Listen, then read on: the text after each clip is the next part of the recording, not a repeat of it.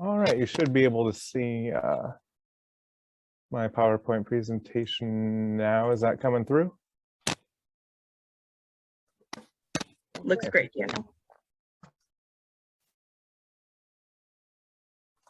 All right, first I want to thank JCED for hosting this this event. It's a wonderful opportunity to talk about some successes that have been happening in Johnson County in the area of climate and the environment. And thanks to Anne for the introduction.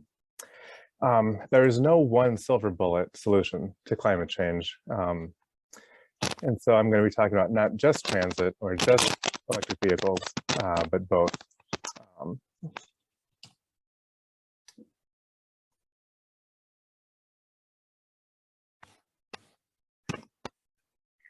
So like Anne mentioned, I am relatively new to the Climate Action Analyst position, but I bring with me 20 years experience in public transit between CANBUS, the Kansas City Transportation Authority, and Iowa City Transportation Services.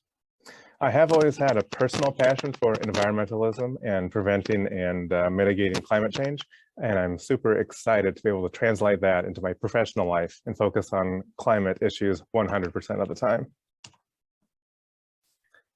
So we are at an interesting crossroads in terms of climate policy and environmental policy. Public perception is changing. Climate change is increasingly seen as a problem, even a crisis. Awareness is growing, and there is more of an understanding that personal actions are not enough. Institutions and systems are going to have to change and adapt to this new reality.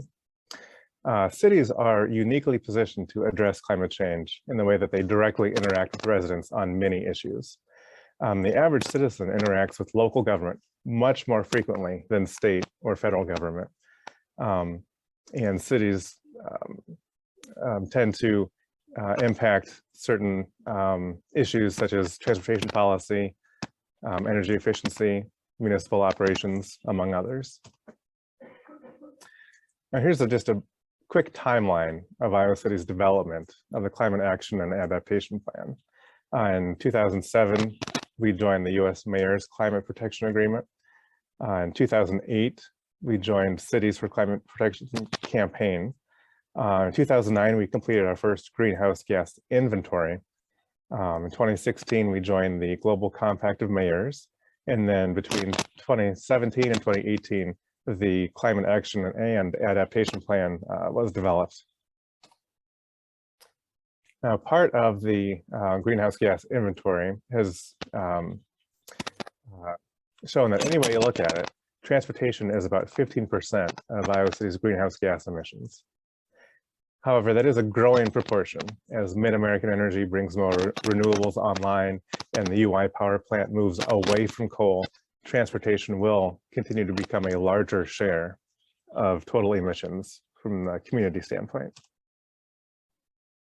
Now here's an example of the present transportation modes and some transportation related goals of Iowa City. You can see that 66% of trips in Iowa City are made by car, 10% by public transportation. Those are the two modes that I will be addressing today. But from the Climate Action and Adaptation Plan, some of the actions that we identified were replacing 55% of vehicle trips with sustainable transportation options, and that could be public transportation or clean vehicles, among other modes. Increase community-wide adoption of electric and alternative fuel vehicles, and convert 50% of the municipal vehicle fleet to cleaner fuel vehicles. Now, part of the tools that help us get to that are grants. Buses are expensive no matter what powers them. The city can't just go out and buy a bus with their own funds, whether it's diesel, hybrid, or electric. So we need to look for outside sources of funding. The Federal Transit Administration has a low, no emissions grant program. And that's what Iowa City used to purchase the 4 electric buses. That resulted in a $3 million federal grant. And then there are other pools of money necessary in order to buy the buses and the charging infrastructure. So you can see that in addition to the federal low-no emissions grant, we also received funds from the Iowa DOT, and then we did pitch in $1.2 million of local matching funds. So like any electric vehicle, at present, electric buses have a higher purchase price than a diesel bus, but much lower operating costs, including fuel and maintenance. And that is important to consider when you're looking at the total economics of the electrification of transportation. So those combinations of funds turned this dream into this reality. I think this is one of our new ghost buses. It's still in the make ready stage. This month, it will be wrapped with logos and pretty design. It won't just be plain white for long. And then it will hit the streets of Iowa City in January. Some of the features of this bus, it has up to a 329-mile range. You can have 40 or more seated passengers. This bus does have a dual motor design. That's not to say that there's a motor on each axle. There's actually two motors on the rear axle. So the rear wheels can be driven independently, which increases efficiency and helps with navigating slippery streets during Iowa winters. This bus is estimated to get about 20.9 miles per gallon equivalent. And to compare with a conventional diesel bus, a diesel bus would get between 4, on a good day, 4.5 miles per gallon of diesel. So this is a huge improvement in efficiency. Now, those grants did not just cover the buses, they also helped cover the charging infrastructure, as well as a partnership with Mid-American Energy to help design and install the charging infrastructure. You can see in the back here, Mid-American did have to install a new transformer to power this equipment. And we did get 2 chargers. The chargers are actually outside of the transit facility. The dispensers are inside, and at the end of this dispenser is the standard CCS1 connector. Now, this is the same connector that you would use if you're driving your Chevy Bolt or Mustang Mach-E on a road trip and stop on the roadside to charge. These are actually loaner chargers. There are some supply chain issues, so we couldn't get the chargers that we picked out immediately. So these are loaned to us from Proterra. Our chargers are slated to get here in February. The existing chargers take about 6 hours to charge the bus from 0 to 100% overnight. The new chargers that we're expecting in February will bring that down to about 4 hours for a complete charge. Here are some of the greenhouse gas benefits, as well as other emissions that cause smog and health problems. You can see greenhouse gas emissions such as carbon dioxide and methane directly from the bus are brought down to 0. Also, those other emissions that cause health problems, particularly in children and the elderly with regards to respiratory disorders and asthma, particulate matter and nitrogen oxides are brought down to 0. Nitrogen oxides are also a component of smog, creating smog pollution, which again impacts negatively human health.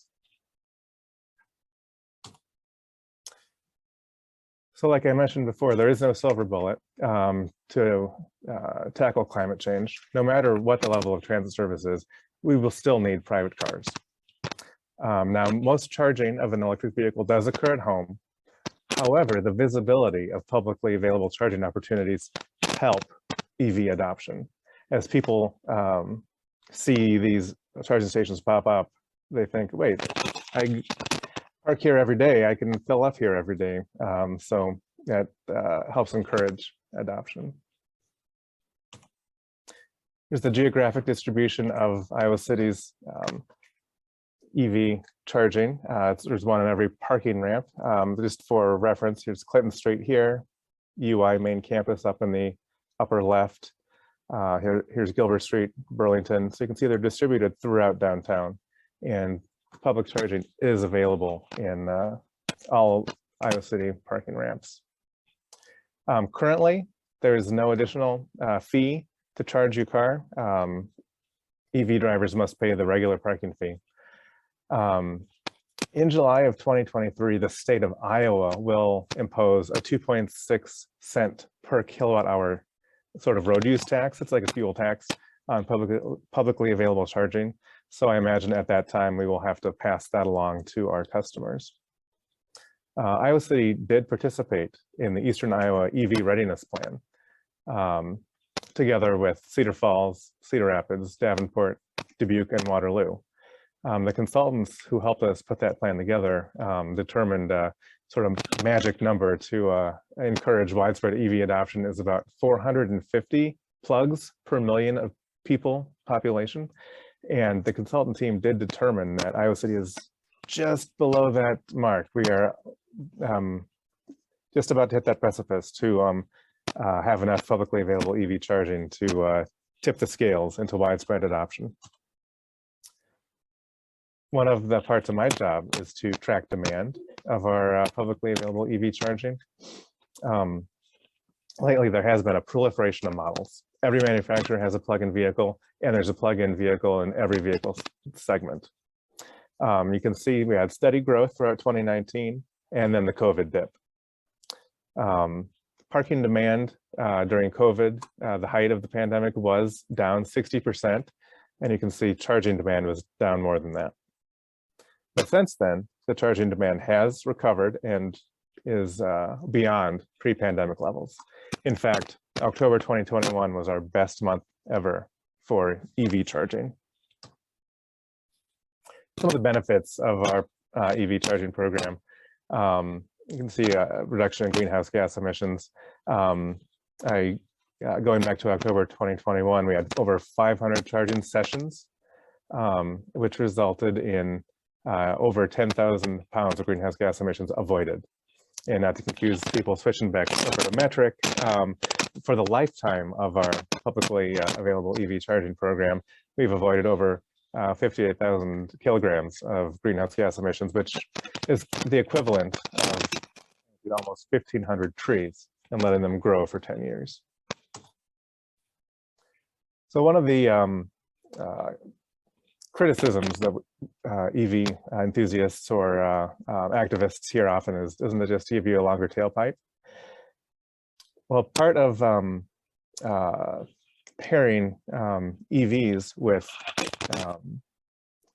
renewable energy is that you bring those emissions down even more. In 2020, 83.6% of the electricity delivered to Mid-American Energy customers in Iowa was from renewable sources. So that is huge in convincing people that electric vehicles really do go a long way to reduce greenhouse gas emissions and combating climate change, whether it's your personal car or your bus. Thank you very much for your time and attention.